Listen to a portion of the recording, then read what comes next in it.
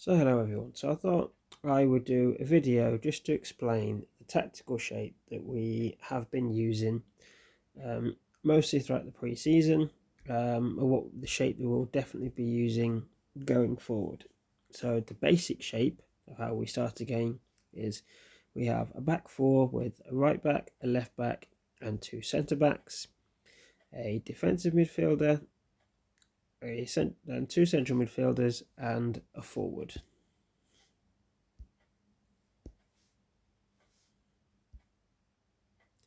So the defensive midfielder will always be sitting here, your right back and your left back, and your central midfielders controlling the central areas.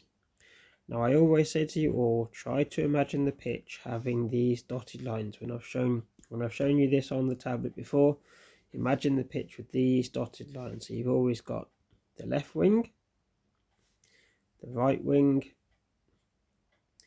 central right in here, central left, and then the defensive midfielder that can sit in between both of them. And the forward, obviously Jack, mostly this will be, can fit in between all of these depending on where the ball is on the pitch. But it's nice to have that visualization of when I'm given the instruction of go across one more, this is what I'm talking about. I'm talking about going across one more. So for example, if the ball, so let's get a ball, if the ball was over here,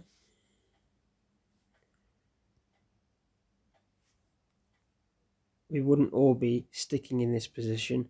We can all shift over and try and help. Obviously we have to remember that if we lose the ball, we have to be getting back into shape, and that has to be done very, very quickly, because this formation, and every formation in football, has both an offensive and a defensive shape. Now our standard shape is obviously this 4-1-2-1 with the back four, defensive midfielder and the two central midfielders. If we want to be defending, we can give the option of coming wider, and the defensive midfielder just popping in to help out the defence, and then the two central midfielders come back to help out a bit more. And this is where in games we have been struggling, where we might have lost the ball around here, central midfielders are up to help, left back is up to help, we're up here, so we're trying to play high, we lose the ball, and our centre backs will get back, right back will get back, left back will get back, defensive midfielder will get back. But then there's all of this, I'm showing the ball now, this big massive gap. Sometimes our central midfielders staying up this high in the hope potentially that the defensive midfielder might win the ball. Now if that doesn't happen within a certain time frame, usually counting in your head, I'd be going, if we haven't won the ball within 5 seconds, we've got to look to get the central midfielders back into position so we can form our shape. If we hold a good solid shape, you'll get the ball back and you'll force the opposition into mistakes, because where we want to be holding the opposition ideally is out on the wings. So where the ball is here,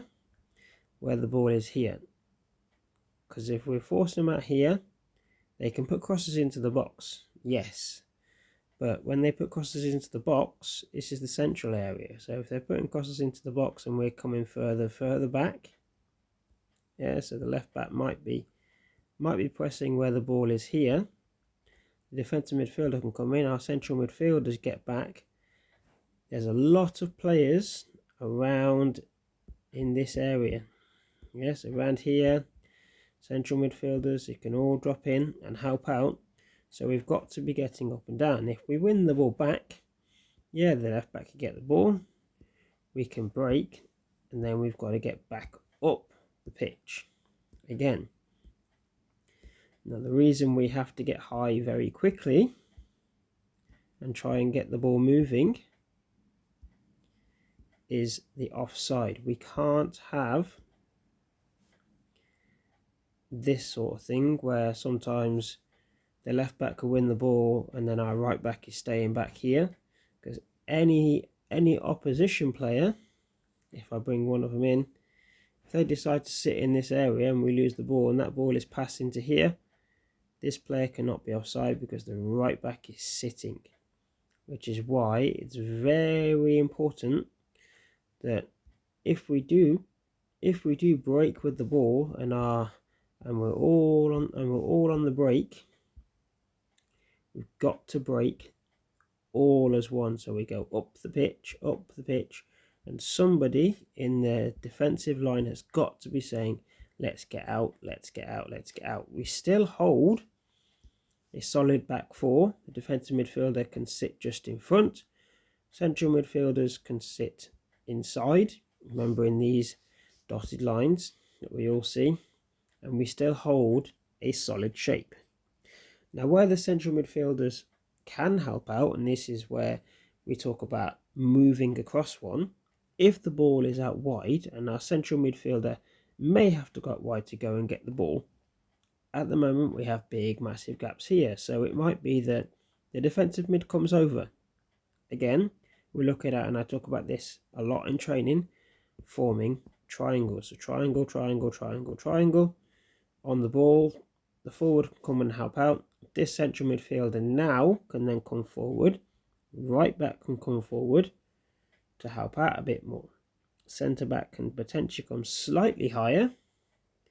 We still have the opportunity. What we then have to be careful of in this area is if somebody comes in here, they can't be offside in their own half. So we still have to be looking, because if they then do break, we're reliant on everybody getting back into shape all the time. Can we get back into shape quickly, rather than what we are finding is we're up here, let's grab the ball, we're up here trying to score as we should be. Defenders come forward, we potentially lose it, and we've got 4 players forward. Centre backs are getting back, left back, right back are getting back, and then we have this big massive area around here where the opposition will break. This is why we have done a lot of fitness during pre-season. We have to get back as a group, as a team, all structured. If we can hold this structure, we'll be a lot better. Right back and left back can provide width, but there's all shape. If we look at how it looks as a standard structure, so if I put everybody back in their standard starting positions, what we're always looking at for this formation that I'm wanting to play is triangles and diamonds. So I'll even show you. So if I go on the tools and I create some shapes, so if I just go for a green one here, we've got a very simple triangle here, triangles here, triangles here, and then in the forward areas, triangles, which also then forms a diamond for the attacking areas, defensive midfielder, centre midfielder, and forward. If we hold the shape, everything is better, but the important thing to holding shape is making sure that we are always in the right position.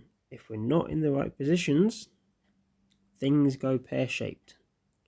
So for example, when we've had goals and potentially centre midfielders coming out, our defensive midfielder comes forward a lot and we're out of shape. So what I'm sometimes seeing is this issue, which I've already spoken about already, is a defensive line that is not structured. Now, this is where communication's got to be done, and we've got to be doing that scanning. If we're looking, and this will be this partner here, this centre back has got to be looking. If this left back is back here, we've got to be telling them, let's get out, let's be in a structured line. Defensive midfielder just sitting in front, forward being forward, and central midfielder. We can always be on the side of the ball. So if the ball's over here, forward can be the one pressing. Now pressing is very important. We can press as a team.